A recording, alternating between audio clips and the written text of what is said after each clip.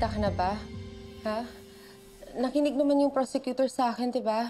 Dismiss na ba yung kaso ko? I'm sorry, Charlene. Pero nakita ng prosecutor ng probable cause ang kaso. Ano? Anong probable cause? Di ba sinabi mo, walang proof, walang motibo? Yes, pero sabi ng piskal, hindi pa naman dito trial.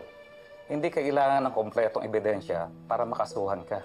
Sila ay nakahandang ituloy ang kaso laban sa iyo. Hindi! Wala akong ginawang kasalanan! Charlene, calm down. No.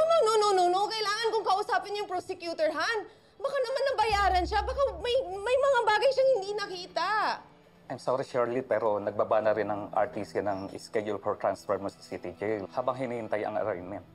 Kailan, attorney? Bukas. Ang sabi mo sa akin, walang makikitang probable cause. Bakit nagkakaganito? Wala naman akong ginawa. Charlene, relax. I need a new lawyer. Charlene. No. I need a new lawyer na siguradong sa pinagsasabi niya. Charlene, ano ba? Pinagtrabahuan na ni attorney yung kaso mo. And yet, mapupunta pa rin ako sa city jail? Ate, tama na. Nagiging emotional ka lang. No! Kailangan ko ng bagong lawyer. Yung kaya kong ipaglaban. Saka naman maghahanap ng bagong abogado. Sino kukunin mo? Lawyer, yes. Big time, no. Ikaw, kamusta ka na? Han, baka si Adrian. I can trust him.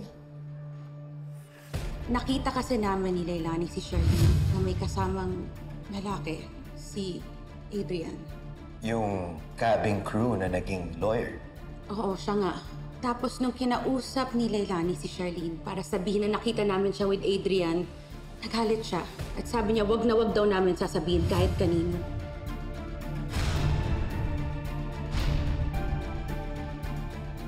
Talagang may nahanap kang kapalit, no? Han, kaibigan ko siya. And I heard he's one of the best criminal lawyers in the Philippines. Baka naman matulungan niya ako. Yun ba talaga? O dahil close kayo? Han, ano ba? Magkaibigan lang kami. Magkaibigan. Kaya ba sinabihan mo si Leilani na huwag ipagsabi na nakita kayo magkasama ng Adrian? Oh, ano bang pinagsasabi mo?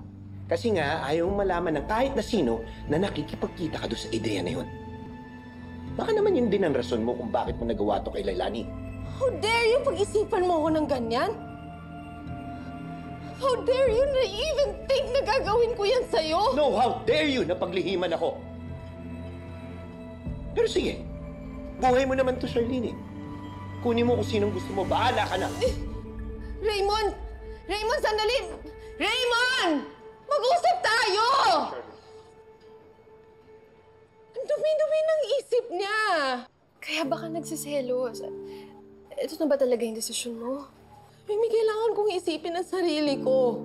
Ang kaso ko. Naiintindihan ko, ate. O sige, ako nang bahala. Tatawagan ko si Kuya Raymond pag malamig na ulo niya. Kausapin mo siya.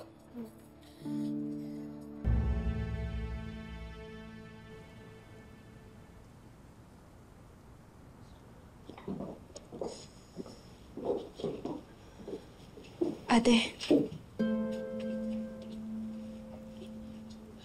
Mimi, kausap mo ba siya? Hahawakan ba niya yung kaso ko? Ask him yourself, ate. Adrian! Adrian, I need your help. Please, tulungan mo ako patunayan sa kanilang lahat na inosente ako. Hindi ko kayang pagtagaan yung buhay ni Leilani. Hindi ko magagawa yun. I believe you, Charlene. Kilala kita. Ikaw isa sa pinakamabait na taong kilala ko. Tutulungan mo ba ako? Pupunta ba ako dito kung hindi? Adrian, salamat. Maraming salamat.